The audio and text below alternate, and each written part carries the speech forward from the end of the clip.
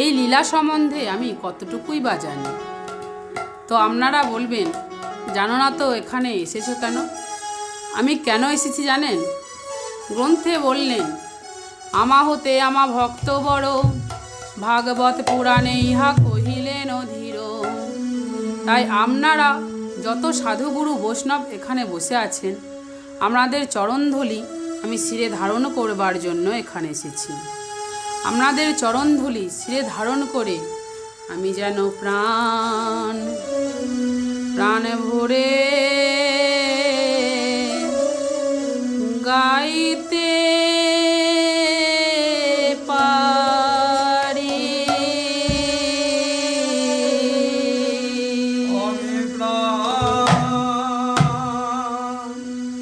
প্রাণে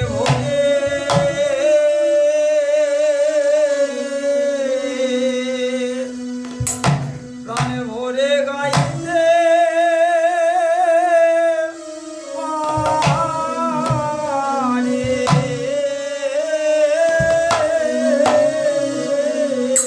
যেন প্রাণে ভরে গাইতে পারি। আমি প্রাণে ভরে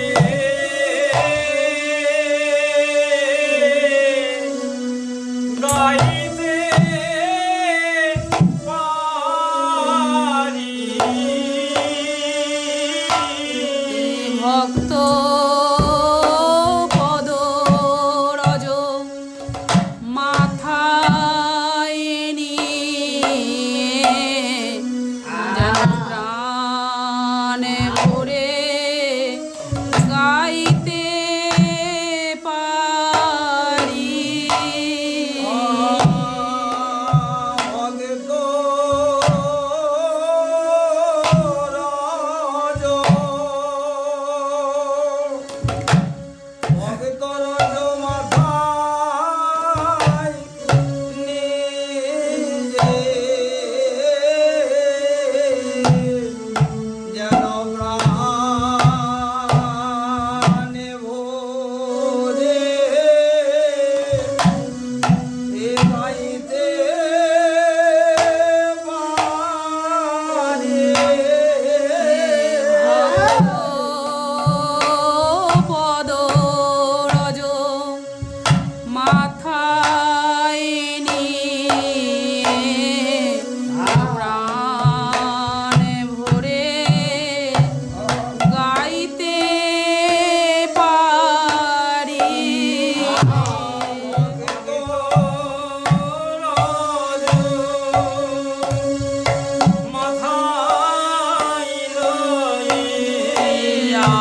আজ বলে নয় জন্মে জন্মে আজ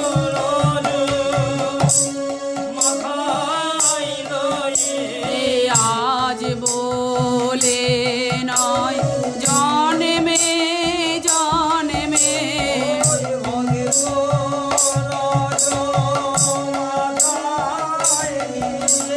আজ বলে নয় জন্মে জন্মে আজ বলে নয় জন্মে জন্মে আজ বলে নয় জন্মে জন্মে আজ বলে নয় জন্মে জন্মে আজ বলে নয় জন্মে জন্মে আজ বলে নয় জন্মে জন্মে আজ বলে নয় জন্মে জন্মে যেন প্রাণে ভরে গাইতে পারি।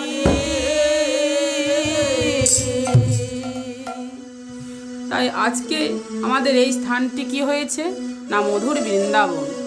আপনারা বলবেন বৃন্দাবন হতে পারে না, বৃন্দাবন তো বহু দূরে। আমার কথা নয়, গ্রন্থে বললেন একবার যেখানে হয় হরি নাম গুণানুগান,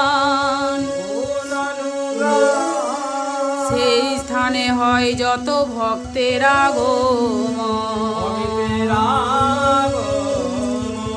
আরে ভক্তের আগমনে হয় আমার শ্রীহরির আগমন, আর শ্রীহরির আগমনে হয় মধুর বৃন্দাবন। তাই এই তো বৃন্দাবন,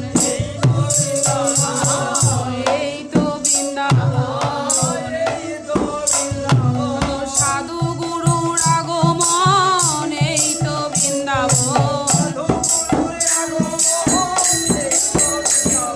সাধু গুরুর আগমন, এই তো বৃন্দাবন।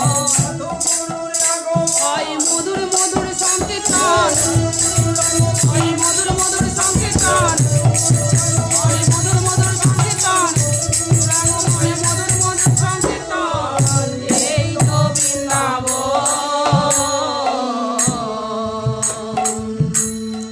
তাই আজকের আমাদের বিষয় কি? আমাদের বিষয় হচ্ছে কলহন্তরিতা, কথাভিসারিকা, বাসক সজ্জা, উৎকণ্ঠিতা, বিপ্রলব্ধা, খণ্ডিতা চ কলহন্তরিতা, স্বাধীন ভর্তিকা চৈব তথা হর্ষিত ভর্তিকা ইত্যাদি রসতন্ত্রের নায়িকা প্রকীর্তিতা আমাদের শ্রীমতী রাধারানী আজ কোন নায়িকার অবস্থা? না কলহন্তরিতা। কলহন্তরিতা নায়িকার অবস্থা আসে কোথা হইতে? না শ্রীগোবিন্দই আমার সখাগণ সঙ্গে লয়ে গোষ্ঠ হইতে গৃহে ফিরছেন। এমন সময়ে শ্রীমতী রাধারানী আমার সখীদের সঙ্গে লয়ে শ্রীযমুনায় জল নিতে চলেছে। পথ মাঝে গোবিন্দের সঙ্গে রাধারানীর দেখা হয়ে গেল, কিন্তু গোবিন্দের সাথে গোবিন্দের দাদা বলরাম থাকায় তার রাধারানীকে কোনো কথা বলা হলো না। তাই তিনি রাধারানীকে নিজ কেশ স্পর্শ করে সংকেত দিলেন যে অদ্য রজনীতে আমি আজ কেশর কুঞ্জে গমন করব। সেই মতো রাধারানী আমার কুঞ্জে এসে কেশর কুঞ্জটিকে নানাভাবে সাজাইতে লাগিলেন। নানা জাতির ফুল তুললেন, গোবিন্দ গলে পড়াবো বলে বিনা সুতোর মালা গাঁথলেন, গোবিন্দই অঙ্গে লেপন করিব বলে চন্দন ঘষিলেন, প্রদীপ জ্বালাইলেন, নানাভাবে ফুলসজ্জা রচনা করে কুঞ্জটিকে সুসজ্জিত করলেন। গোবিন্দই আসবে বলে রাধারানী আমার আশা পথে নয়ন দিয়ে বসে রইলেন। এদিকে রজনী অধিক হইল, গোবিন্দের আমার দেখা নাই। তখন ললিতা সখী শ্রীমতী রাধারানীকে বলছে, রাধে তোর আজ বরাত ভালো নয়, তোর বধূ আজ আর আসবে না, তুই এই মালা ফুলসজ্জা লয়ে যমুনার জলে বিসর্জন দিয়ে আয়। যখন গোবিন্দই আমার কুঞ্জে এলো না, তখন শ্রীমতী রাধারানী আমার কি করলো? আমি মালা ফুলসজ্জা লয়ে যমুনার কূলে গিয়ে যমুনাকে বলছে, যমুনা এই মালা নে, যমুনা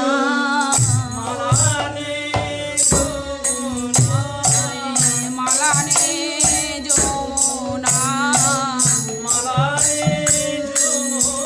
আমার প্রাণ গোবিন্দ এলো না রে, মালা নে যমুনা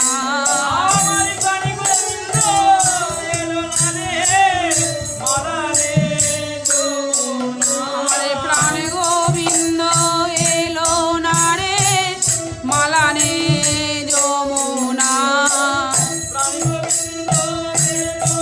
বড় সাদে করে গেঁথেছিলাম,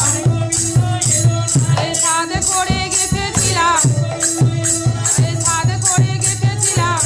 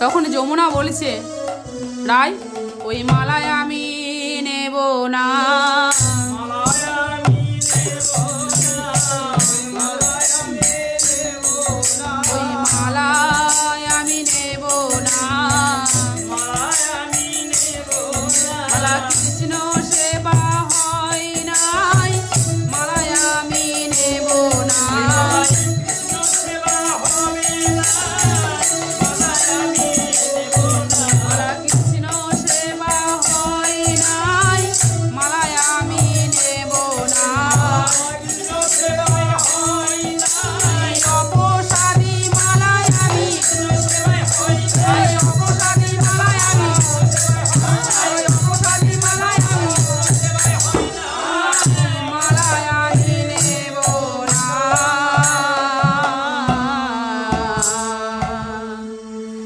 তখন রাধারানী আমার সেই মালা ফুলসজ্জা যমুনার কূলে রেখে গৃহে ফিরে এলেন। গোবিন্দই আমার শ্রীমতী রাধারানীকে কথা দিয়ে এলেন না কেন? না, রাধারানীর কুঞ্জে আসতে হলে চন্দ্রাবলীর কুঞ্জের পাশ দিয়ে যেতে হবে। তাই গোবিন্দ কি করলেন না, চরণের নূপুর খুলে বক্ষে ধারণ করে চুপি চুপি চোরের মতো চলে যায়, না চন্দ্রাবলী নূপুরের ধ্বনি শুনতে পাবে বলে। এদিকে চন্দ্রার সখী পদ্মা তখন গোবিন্দকে দর্শন করে এসে চন্দ্রাকে বলছে, চন্দ্রা তুই তো কত গৌরব করে বলিস যে তোর কৃষ্ণ, ওই দেখ তোর কৃষ্ণ চলে যায়। যেই না চন্দ্রাকে এই কথা বলেছে, চন্দ্রা এক ছুটতে গিয়ে গোবিন্দের সম্মুখে এসে গোবিন্দের পথ অবরোধ করে দাঁড়িয়েছে। গোবিন্দ বলছে, চন্দ্রা তুমি পথ ছাড়ো, আমায় যেতে দাও। তখন চন্দ্রা বলছে, পথে যদি কেউ গোবিন্দ পায় সে কি ছেড়ে দিতে পারে গোবিন্দ? আজ তুমি আমার কুঞ্জে এসো, আমি তোমার সেবা করিব। তখন গোবিন্দ বলেছে, চন্দ্রা আজ তুমি আমায় ছেড়ে দাও, আমি অন্য আর একদিন তোমার কুঞ্জে আসব, আজ আমি রাধারানীর কুঞ্জে যাব। তখন চন্দ্রা বলছে, তুমি তো জগতের নাথ জগন্নাথ, জগতে তুমি তো ভক্তাধীন গোবিন্দ, তুমি তো ভক্তাধীন গোবিন্দ, তাই অপর নাম ভক্তাধীন গোবিন্দ। তাই তুমি আগে আমার বাঞ্ছা পূর্ণ করো, আমার বাঞ্ছা পূর্ণ করো, আমার বাঞ্ছা পূর্ণ করো, আমার বাঞ্ছা পূর্ণ করো, হে ভক্তাধীন গোবিন্দ আমার, হে আমার বাঞ্ছা পূর্ণ করো,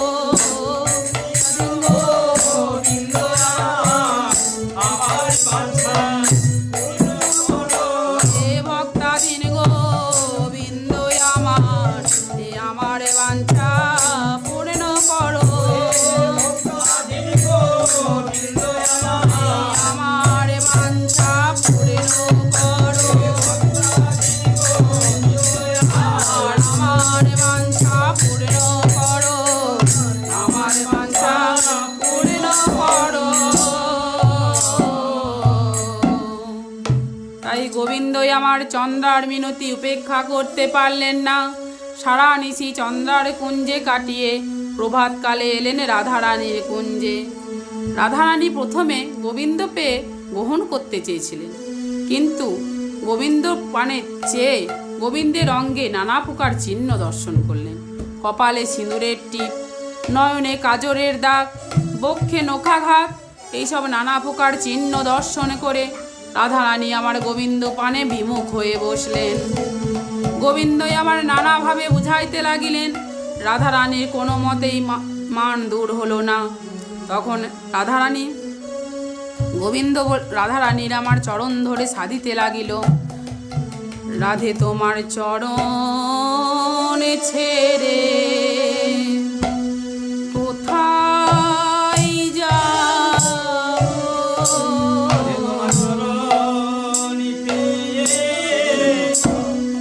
কোথায় যাবো, চরণ ছেড়ে কোথায় যাবো, চরণি ছেড়ে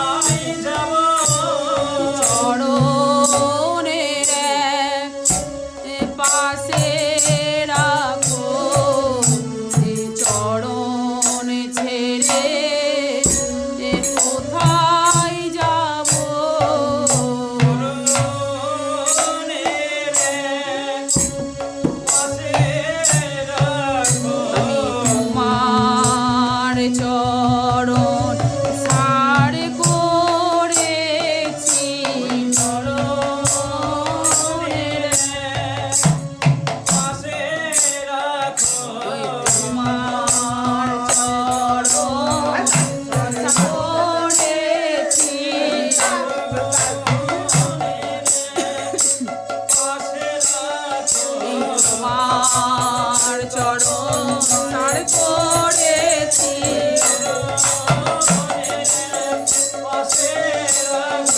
তোমার চরণ তার করেছি এই তোমার চরণ তার করেছি এই চরণে সে কোথায় যাব তোমার চরণ তার করেছি তোমার চরণ তার করেছি তোমার চরণ তার করেছি চরণে ছেড়ে কোথায় যাব রাধারানী আমার কোনোতেই যখন দয়া হলো না, গোবিন্দই আমার নিজ পিত ধরায় বদনে মুছতে মুছতে কুঞ্জের বাহির হয়ে চলে গেলেন। রাধারানী তখন দেখল কুঞ্জে কৃষ্ণ নাই। তখন আমার রাধারানী কেঁদে আকুল হলেন। আধল প্রেম হিলে নাই হেরল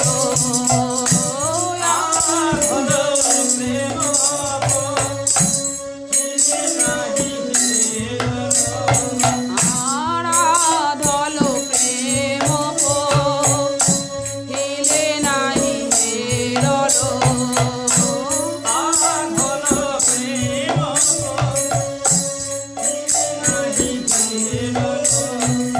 আরে সো বহু বল্লভ কারে সো বহু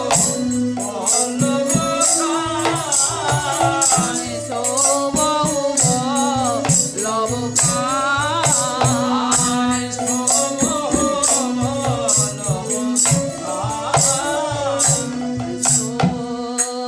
যে বহু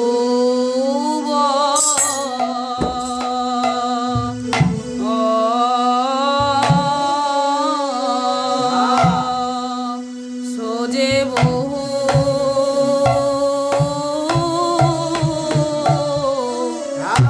বল্লভ গান রে মানে জানা গেল সোজে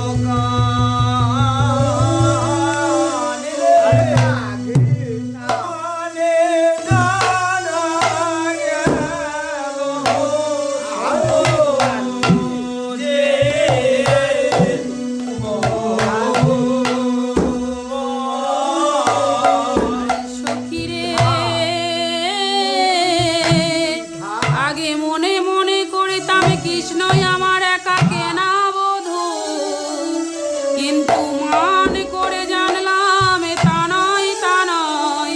তারে মনে প্রাণ দিয়ে যে জনে ভজে, মনে প্রাণ দিয়ে যে জনে ভজে, কৃষ্ণই আমার তারি হয় মানে জানা গেল সোজে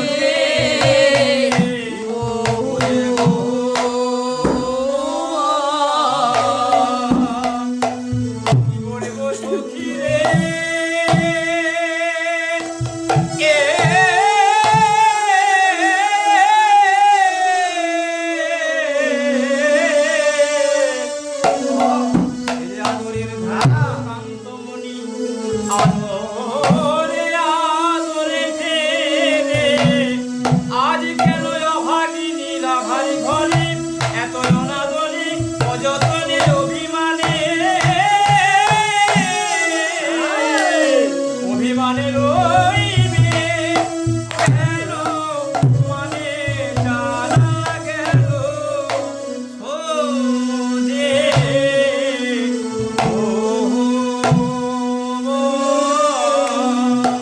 আরে ও সখী রে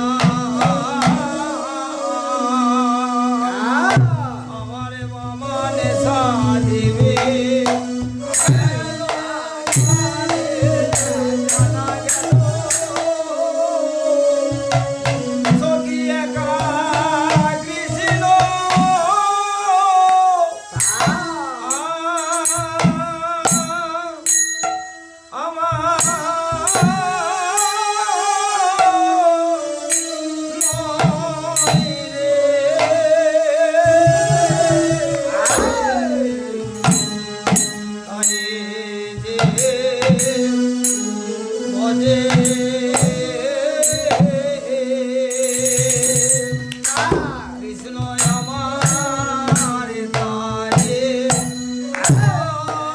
তারে একা কৃষ্ণ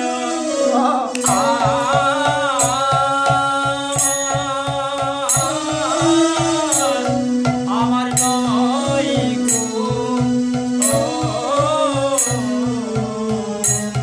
আরে যে ভজে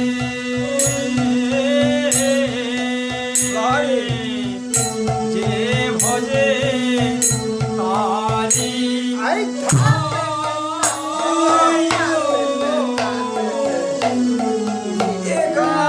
কৃষ্ণ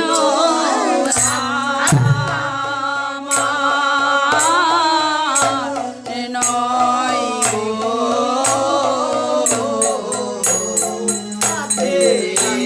ভজে ভজে তারি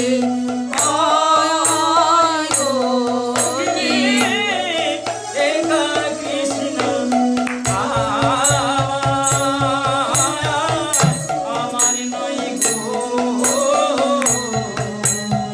যে ভজে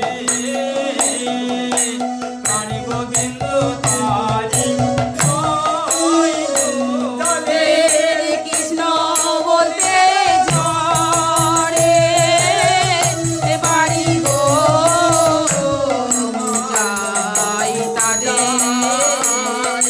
যাই তাদের বাড়ি বাড়ি যাদের